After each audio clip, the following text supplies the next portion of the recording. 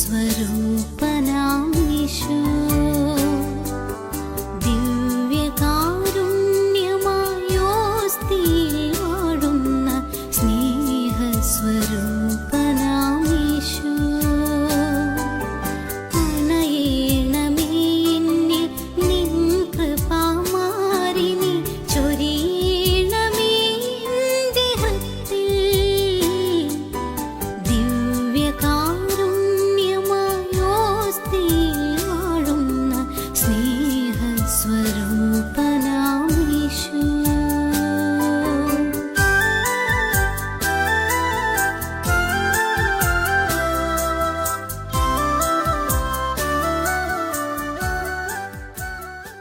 വിശുദ്ധ യൗസേപ്പ് പിതാവിനോടുള്ള ജപം. കന്യാവ്രതക്കാരുടെ കാവൽക്കാരനും പിതാവുമായ മാർ യൗസേപ്പെ, കുറ്റമില്ലായ്മ തന്നെ ആയിരിക്കുന്ന ഈശോ മിശിഹായും കന്യകകൾക്ക് മകുടമാകുന്ന നിർമ്മല കന്യക മറിയവും നിന്റെ വിശ്വാസമുള്ള സൂക്ഷ്യത്തിന് ഏൽപ്പിക്കപ്പെട്ടുവല്ലോ. ഈശോ മറിയം എന്ന എത്രയും പ്രിയപ്പെട്ട പണയത്തെക്കുറിച്ച് നിന്നോട് ഞാൻ അപേക്ഷിക്കുന്നതായത്, അശുദ്ധതയൊക്കെയിൽ നിന്നും എന്നെ കാത്ത് വിശുദ്ധ ഹൃദയത്തോടും നിർമ്മല ശരീരത്തോടും കറകൂടാത്ത ആത്മാവോടും കൂടെ ഈശോ മിശിഹായ്ക്കും മറിയത്തിനും എപ്പോഴും എത്രയും വിശുദ്ധമായ ശുശ്രൂഷ ചെയ്യാൻ കൃപ ലഭിച്ചു തരണമേ. ആമേൻ. അപ്പോൾ യൗസേപ്പ് പിതാവിൻ്റെ വിശേഷണം എന്താണ്? കന്യാവ്രതക്കാരുടെ കാവൽക്കാരനും പിതാവും. Praise the Lord. ഒരു കുഞ്ഞിൻ്റെ പിതാവാണ് ആ കുഞ്ഞിനെ ഏറ്റവും അധികം പ്രൊട്ടക്റ്റ് ചെയ്യുന്നത്. ശരിയല്ലേ? യൗസേപ്പ് പിതാവിനെ വിളിക്കുന്ന പേരെന്താണ്? കന്യാവ്രതക്കാരുടെ കാവൽക്കാരനും പിതാവും. ആരാണ് കന്യാവ്രതക്കാർ? കന്യാവ്രതക്കാർ എന്ന് പറയുമ്പോൾ ആരാണ് നമ്മുടെ മനസ്സിൽ വരുന്നത്? ആരെ പറ്റിയാണത്? വൈദികർ, പിന്നെ കന്യാസിമാർ, പിന്നെ ആരുമില്ല. എന്നാൽ പിന്നെ അങ്ങനെ പറഞ്ഞ എല്ലാ ക്രിസ്ത്യാനും പറഞ്ഞോ. ഇവിടെ ഉണ്ട്, പേജ് 62 6-ാം പ്രമാണത്തിൽ എന്താണ് ദൈവം കൽപ്പിച്ചിരിക്കുന്നത്? ആത്മശരീര ശുദ്ധത പാലിക്കണമെന്നും ലൈംഗിക ശക്തി ദൈവേഷ്ടമനുസരിച്ച് മാത്രം ഉപയോഗിക്കണം എന്നും ആണ്. അടുത്ത പാരഗ്രാഫ്, അത് ഈ പുസ്തകത്തിൽ നിന്നുണ്ട്. കത്തോലിക്ക തിരുസഭയുടെ സാർവത്രിക മതബോധനന്തം 2348 പാരഗ്രാഫാണ്. വായിക്കാം. മാമോദിസ സ്വീകരിച്ച എല്ലാവരും ശുദ്ധതയിലേക്ക് വിളിക്കപ്പെട്ടിരിക്കുന്നു. കണ്ടോ? ആ വാചകം മാത്രം വായിക്കുക. മാമോദിസ സ്വീകരിച്ച എല്ലാവരും ശുദ്ധതയിലേക്ക് വിളിക്കപ്പെട്ടിരിക്കുന്നു. അപ്പോൾ ആരാ കന്യാവ്രതക്കാർ?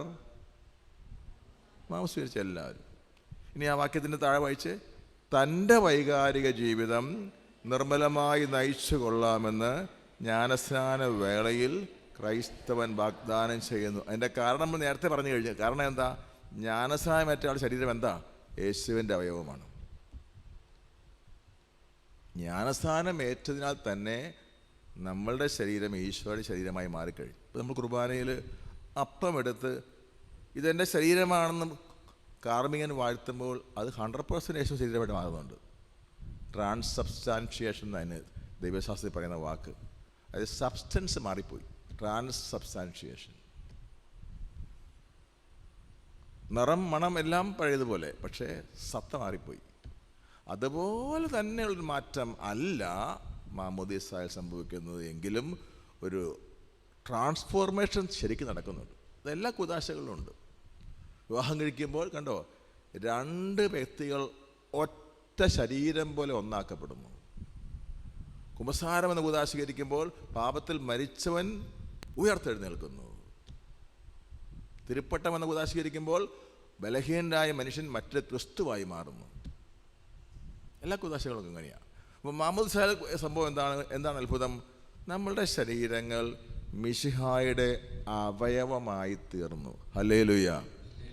11 വയസ്സേ ഉള്ളു. 12ാമത്തെ ബർത്ത്ഡേ ആകാത്ത കൊച്ചു പെൺകുട്ടി മരിയ കൊരേറ്റി കടാരയുടെ കുത്ത് ആദ്യമേറ്റ് വീണപ്പോൾ അവൻ പറഞ്ഞു, നീ ചത്തുപോകുകയല്ല, എന്തായാലും ഒരു കുത്തുകൊണ്ട് ഞാൻ തന്നെ ഹോസ്പിറ്റലിൽ എത്തിച്ചു തരാം, രക്ഷിച്ചെടുക്കാം, പക്ഷേ എൻ്റെ ഇഷ്ടത്തിന് ഒരു തവണ മാത്രം വഴങ്ങിത്തരാമെന്ന് സമ്മതിച്ചാൽ മതി.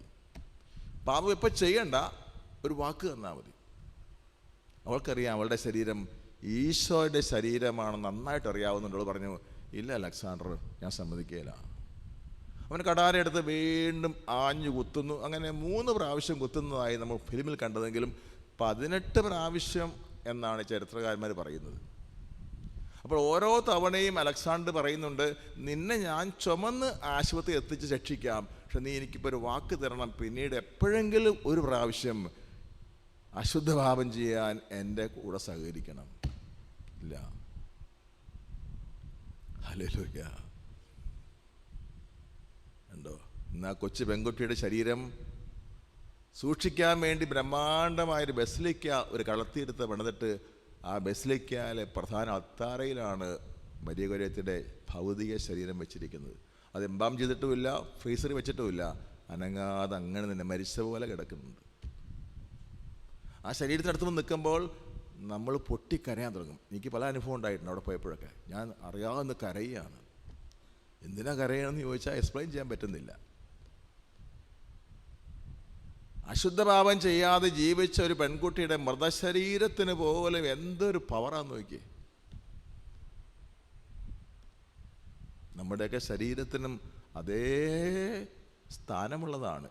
ജ്ഞാനസ്നാനം വഴി നമ്മുടെ ശരീരം ഈശോയുടെ ശരീരമാണ്. ഞാൻ കുർബാനയ്ക്ക് കൊടുക്കുമ്പോൾ അച്ഛന്മാർ പറയുന്നൊരു വാക്കുണ്ട്, ദ ബോഡി ഓഫ് ക്രൈസ്റ്റ്. അത് നമ്മളെപ്പറ്റി പറയാവുന്നതല്ലേ, മിശിഹായുടെ ശരീരം, മിശിഹായുടെ തിരുശരീരം.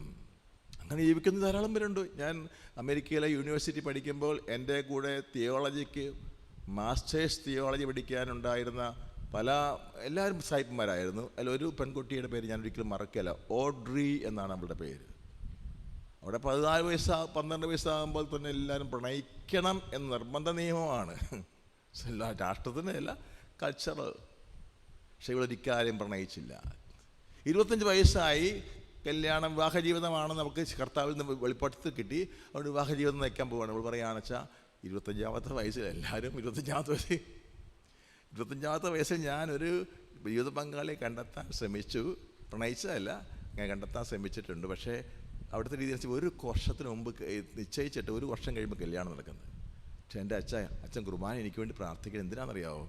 ഈ 1 വർഷത്തെ കാലത്ത് ഞാനും അയാളുമായി ഈശോയെ വേദനിപ്പിക്കുന്ന ഒരു വാക്ക് പോലും സംസാരിക്കാതിരിക്കാൻ, എൻ്റെ രോമത്തെ പോലും അയാൾ സ്പർശിക്കാതിരിക്കാൻ.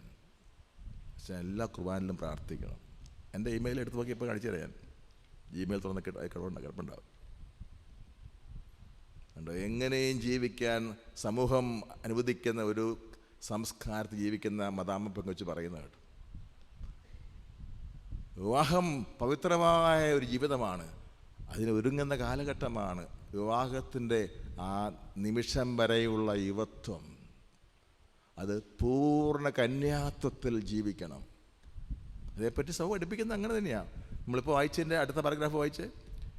അത് കത്തോലിക്കാ സഭയുടെ മതബോധഗ്രന്ഥം 2349 പാരഗ്രാഫാണ്. ജീവിതാവസ്ഥയ്ക്ക് ചേർന്ന വിധം എല്ലാവരും ശുദ്ധത പാലിക്കണം.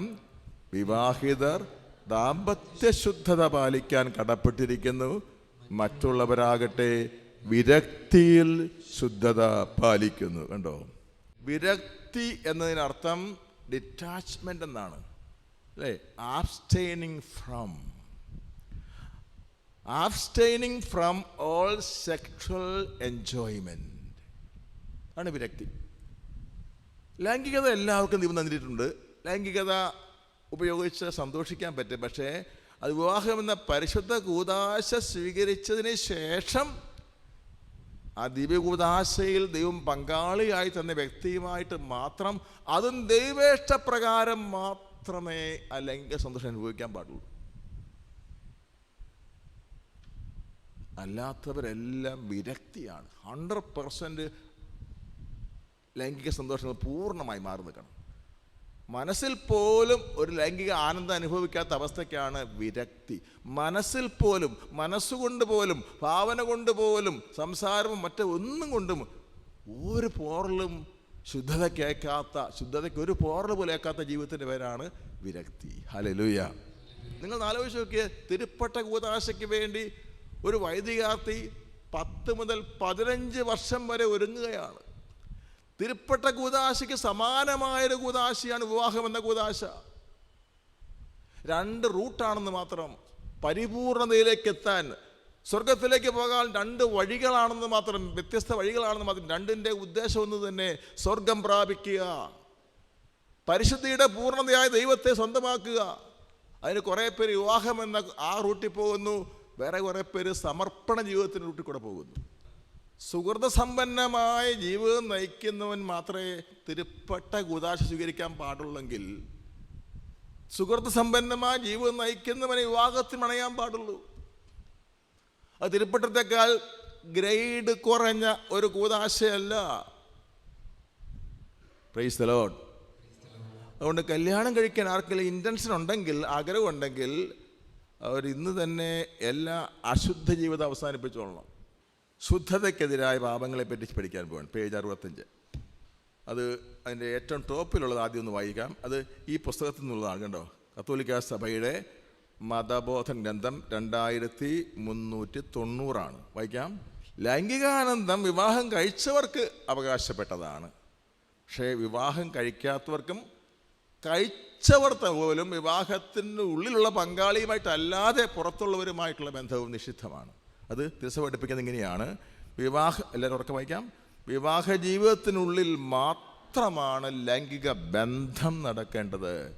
വിവാഹത്തിന് പുറത്ത് അത് ഗൗരവപൂർണമായ പാപമാണ്. ഇവിടെ ലൈംഗിക ബന്ധം എന്ന് പറയുമ്പോൾ പഴയ നിയമ ആശയപ്രകാരം ചിന്തിച്ച് പോയേക്കരുത് കേട്ടോ. പഴയ നിയമത്തിലുള്ള ആശയം എന്താണ്? സ്ത്രീയും പുരുഷനുമായി ശാരീരികമായ തരത്തിൽ ലൈംഗിക വേഴ്ച നടത്തുന്നതിനാണ്. പക്ഷെ പുതിയ നിയമത്തിൽ ഈശോ പറഞ്ഞാൽ എന്താ? ആസക്തിയോടെ സ്ത്രീയെ നോക്കുന്നതും. അപ്പോൾ ലൈംഗിക ബന്ധം എന്ന് പറയുമ്പോൾ ഹൃദയം കൊണ്ട് തന്നെയും ഉള്ള ബന്ധങ്ങളും അതിൽപ്പെടുന്നതാണ്. താഴെ വായിച്ചു നോക്കാം.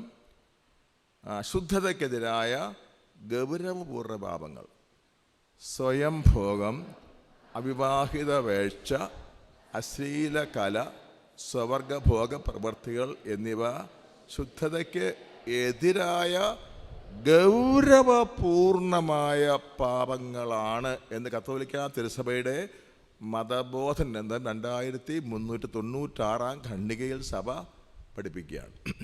അതിൻ്റെ കാരണം എന്താണെന്നറിയോ? ഈ പറയുന്ന 4ഉം വിവാഹത്തിന് പുറത്തുള്ള കാര്യമാണ്. ഈ വിവാഹം കഴിച്ചവർ പോലും ഇതിൽ വീടേക്കാം, അപ്പോഴും പാപം തന്നെയാണ്. നമുക്ക് നോക്കാം എന്തുകൊണ്ടാണ് സ്വയംഭോഗം പാപമാണെന്ന് പറയാൻ കാരണം. അടുത്ത ഹെഡിങ് സ്വയംഭോഗം, 2352 പാരഗ്രാഫാണ്. വായിക്കാം. സഭയുടെ എല്ലാ കാലത്തെയും പ്രബോധനം സ്വയംഭോഗം ഗൗരവപൂർണ്ണ പാപമാണെന്നാണ്. സഭയുടെ എല്ലാ കാലത്തെയും പ്രബോധനം സ്വയംഭോഗം ഗൗരവപൂർണ്ണ പാപമാണെന്നാണ്. അതുകൂടാതെ നമ്മുടെ മനസ്സാക്ഷിയും നമ്മോട് മന്ത്രിക്കുന്നത് തന്നെയാണ്. Praise the Lord. അതാണ് ഇപ്പോൾ വായിച്ചത്. ഒന്നും വായിച്ചത് അങ്ങനെ തന്നെയാണ് വായിച്ചത്. സ്വയംഭോഗം, 2ാമത്തെ സെൻറ്റൻസ് മുതൽ, സ്വയംഭോഗം അതിൽ തന്നെ ഗൗരവപൂർണമായ പാപമാണ്, ക്രമം തെറ്റിയൊരു പ്രവൃത്തിയാണെന്ന് സഭയുടെ നിരന്തരവും പരമ്പരാഗതമായ പ്രബോധനവും വിശ്വാസികളുടെ ധാർമ്മിക ബോധവും അസന്നിഗ്ധമായും ഉറപ്പായും സമർത്ഥിച്ചിട്ടുണ്ട്. ഇനി അതിൻ്റെ കാരണം താഴെ പറയാം. അത് യുക്യാറ്റിൽ നിന്നാണ്, 409 നമ്പർ, യുക്യാറ്റ്, യൂത്ത് കാറ്റഗിസം 409. വായിക്കാം. സ്വയംഭോഗം സ്നേഹത്തിനെതിരെയുള്ള കുറ്റമാണ്. കാരണം അത് ലൈംഗിക ആനന്ദത്തിൻ്റെ ഉദ്ദീപിപ്പിക്കൽ അതിൽ തന്നെ ഒരു ലക്ഷ്യമാക്കുന്നു. സ്ത്രീയും പുരുഷനും തമ്മിലുള്ള സ്നേഹത്തിൻ്റെ സമഗ്രവും സ്വസ്ഥവുമായ പ്രകാശിപ്പിക്കലിൽ നിന്ന് വേർപെടുത്തുകയും ചെയ്യും. കണ്ടോ, സ്വയംഭോഗം ഗുരുതരമായ പാപമാണെന്ന് പറയാനുള്ള കാരണം സഭ ചൂണ്ടിക്കാണിക്കുന്നത് അത് സ്നേഹത്തിനെതിരായ പ്രവൃത്തിയാണ്. എന്താണ് സ്നേഹം? എന്താണ് സ്നേഹം? മദർ തെരേസ പറയും, സ്നേഹം എന്നതിനർത്ഥം കൊടുക്കുക എന്നാണ്. ഒന്നും തിരിച്ച് പ്രതീക്ഷിക്കാതെ കൊടുക്കുന്നതിനാണ് സ്നേഹം എന്ന് പറയുന്നത്. അതാണ് ഈശോയും പറയുന്നുണ്ടല്ലേ, സ്നേഹിതർക്ക് വേണ്ടി ജീവൻ ബലി കഴിക്കുന്നതിനേക്കാളും ഉപരിയായൊരു സ്നേഹമില്ല.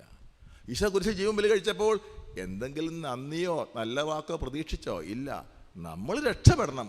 ഈശോയ്ക്ക് ഒരു നന്ദിയും ഒരു പ്രത്യുപകാരവും ആഗ്രഹമില്ല.